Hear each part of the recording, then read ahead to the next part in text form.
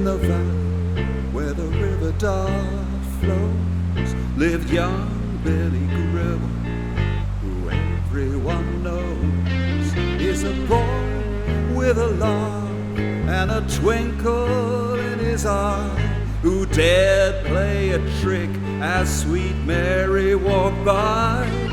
His humor was wild as the restless Dart, a boy who loved mischief, a boy full of heart. But Mary was witchy and Mary was wise. She bathed in the river, the dawn her disguise. Some lose their heads for a girl and some lose their hearts, but Billy lost both and then more parts. His hands turned to bristles, coarse as a goat for his brand. Oh, Mary was the price that she wrote.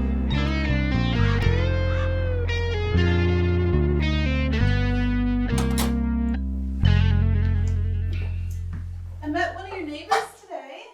Oh, yes. Who's your boyfriend? Get off, you brat! Jessica, Joshua, stop arguing and help with the dishes. I don't see why. Don't worry, this happens. Nobody move. I'm prepared. Oh, the Wi-Fi is down. I hate it here. Can we go back to London? It's like we're on holiday in Antarctica. Shh, don't be rude to your grandfather. I'll tell you a ghost story. After all, it is Halloween. It was a dark and stormy night. Corny, Grandad. Okay.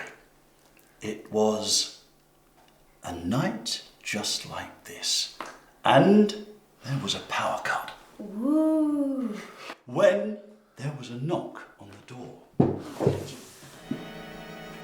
If they're inviting us to a party, say yes. Poor man, come inside quickly and warm up by the fire. We haven't got a fire. Radiator, I meant to say. Ice Billy. Said the stranger, who was guided gently to a warm seat. Why are you wet? It's not raining. Said the son, whose name was Joshua. I was trying to cross the dark down by Laughter Hole, and then I fell in. I heard ghosts aren't supposed to cross rivers. Said the mother, nervously. Wished. Said Billy, you see, here on the moors, people call them wishes. I ain't seen you round here, missus. No, I'm visiting my father-in-law for Halloween. We love it here. No, we don't. It's boring. In London, we would never have let a soaking wet stranger into the house. Shh, Jessica, don't be rude. She's just scared. Would you like some hot chocolate? Bit hard just at the moment, missus. He's got no hands. That's gross. The family are shocked to see that he has no hands. I was about to tell the story of the hairy hands. Oswald knows about the hairy hands. What haunts them all and makes innocent drivers kill themselves. But let I tell you the real story of hairy hands. Billy said. The family all gathered around. There was a wicked witch called Mary. Just then, the children were terrified. Ah. More terrified. Ah. I love witchy stories. Ah, the beautiful newcomer. Well done, Mary. She was all dressed up like a grand 18th century lady. Well, if you can't get dressed up when you're dead, then can you? Dare you be Billy Gribble? You've been hiding from I, haven't you? Did he call I wicked? Oh, Mary. Sorry, I didn't mean no harm. Besides, death suits you, Mary Ferris. And you, Billy Gribble. I like what you've done to the place. Said Mary, looking around the room. When Billy lived here, it was a terrible mess. You lived here. He lived here? Children, did you hear that? Why didn't you come back, Billy? So I could reverse the spell and put your hands to rights. I was only joking with the hairy stuff. I didn't know that I were a witch. Billy whispered. to the family. Else, I'd never have done what I'd done. I spied on Mary, taking a bath down by the Dart, by Huckabee, private-like, and I thought it'd be a good joke to, hide her clothes. It ain't May Games, Billy Gribble. Come get me, Mary. You'll be sorry. Oh, you know you're beautiful when you're angry, Mary. Especially when you're angry and naked. You'll rue the day you laid them hands on my clothes, Billy.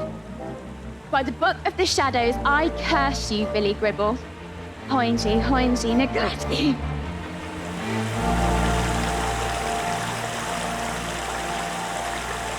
He was always a joker. I thought it'd be good to play a joke on him. Teach the bugger.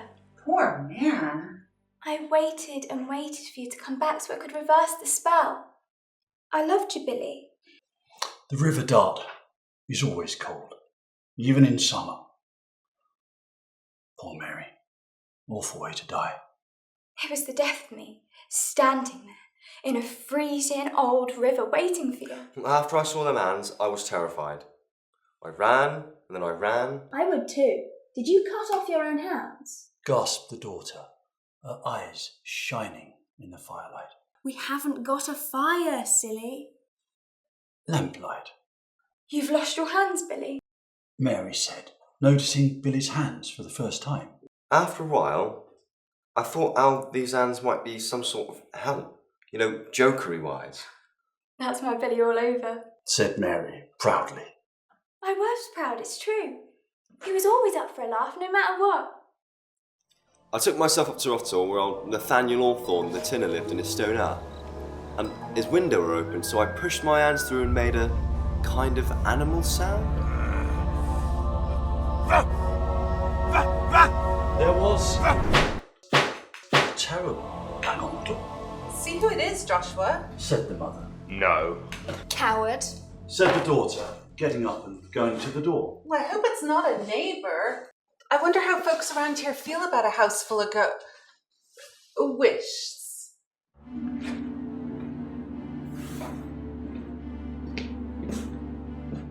Evening, Mary. Evening, Billy. Said the old man. We say your hands, Billy? The decrepit old man said. That's the old. Me name's Nathaniel Hawthorne. Yes, they bloody were, they. And I've been looking for 'em ever since. I'm so sorry, Billy. But you gave us a terrible fright with them airy things coming through the window. And this here spade, I've got a lovely edge on her. I ran into the night bleeding.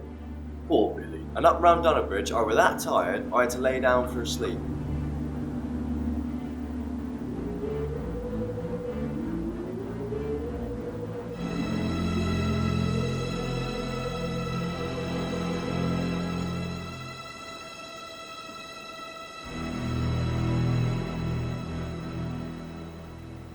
Next thing I know, it's morning, and I gotta find me hands. Bloody hands. Nathaniel swore an oath. Language, there are children. I threw 'em out into the gorse as far as I could. Heard later about you dying, Billy. They said you had no hands. They were lovely funerals, though. You and Mary buried at Widdicombe, just a week apart. What happened to the hands? Well, at this point there came a gentle tapping. Open that, someone. The family were speechless as a pair of hairy hands burst into the kitchen. Me hands! Said a joyous Billy, holding out his arms. In the house. They were already inside the house. Creepy.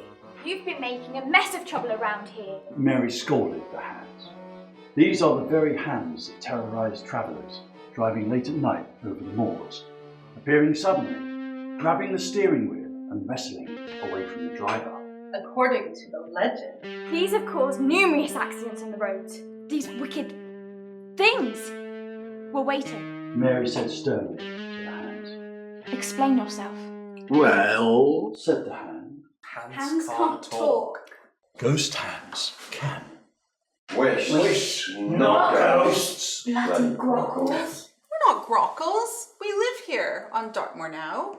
Well, my father-in-law does. Grockles? What we call the tourists, now that we're locals. Well, said the hands, when them car things started appearing on the moors, we thought how much we would like to drive them. But you killed people. They wouldn't let us drive, selfish buggers. I've got Forza Horizon on my computer. You can come up and play anytime you want. I've got a steering wheel and everything. It's just like real driving. How do you know? You've never driven a real car. That would be lovely, said the hands, breaking up the argument. Cool. I'll have my very own ghost. Wished. I hope you don't hold any grudges, Billy. I can't hold much of anything since that night. Billy grinned. You ain't changed, Billy Gribble. It was beautiful to see the lovers reunited after so long. Always a jest. And I still love you. We could have been so happy. It's never too late, said Billy, before turning to the mother and saying, Is my old room still empty? You and me, we could live here with these lovely people. Nice. You call that a wish story? Let me tell you about the witch of Vixen Tor. We don't need any more ghosts turning up at the door. Thank you very much. Wish. Nate, if you promise not to tell any more wished stories, you can stay and put that spade to work in our garden.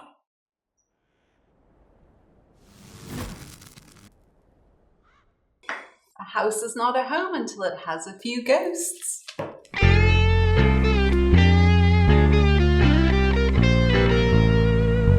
Now Mary roams the moors in her ghostly white, searching for Billy in the cold moonlight. And Billy wanders too, in search of his hands, their love a sad tale that haunts these lands. Some lose their heads for a girl and some lose their hearts, but Billy lost both and then more parts. His hands turned to bristle as coarse as a goat for his prank on Mary.